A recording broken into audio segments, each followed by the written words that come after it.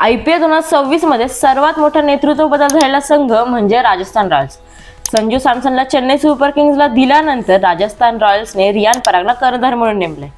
आता संजू सॅमसनची जागा भरून काढण्याचं मोठं आव्हान पराग समोर आहे. राजस्थान संघाची फलंदाजी पाहिली तर वैभव सूर्यवंशी, यशस्वी जयस्वाल, ध्रुव जुरेल, शिमरॉन हेटमायर हे स्फोटक फलंदाज संघात आहेत. सोबतच स्वतः रियान परागही आहे. त्यातच संजू सॅमसनच्या बदल्यात सर रवींद्र जडेजाची घर वापसी झाली, जो फिरकी गोलंदाजी आणि फलंदाजी अशा दोन्ही विभागात राजस्थानचा मुख्य कणा असेल. पण राजस्थानला एक मोठा धक्काही बसलाय.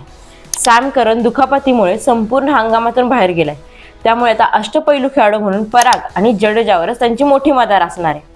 त्यांना डोनोव्हान फरेराची साथ मिळू शकते, पण या व्यतिरिक्त कोणताही दमदार ऑलराऊंडर संघात नाहीये जो स्फोटक फलंदाजीसह विकेट्सची हमी देतो. फिरकी गोलंदाजी जडेजाला रवी बिश्नोई आणि विघ्नेश पुथुरची साथ मिळेल, पण खरी डोकेदुखी आहे ती म्हणजे वेगवान गोलंदाजी. त्यांची वेगवान गोलंदाजी जोफ्रा आर्चर आणि ॲडम मिल्ने यांच्यावर अवलंबून आहे, पण त्यांच्या दुखापतींचा प्रश्नही सतावणार आहे. तसेच संदीप शर्मा, कुलदीप सेन, तुषार देशपांडे, युधवीर सिंग हे पर्याय आहेत, पण कोणाकडे फारसा अनुभव नाहीये.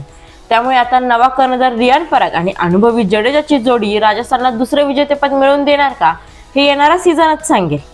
पण जडेजा राजस्थानसाठी ट्रम्प कार्ड ठरेल का? तुम्हाला काय वाटतं? कमेंट्समध्ये नक्की सांगा.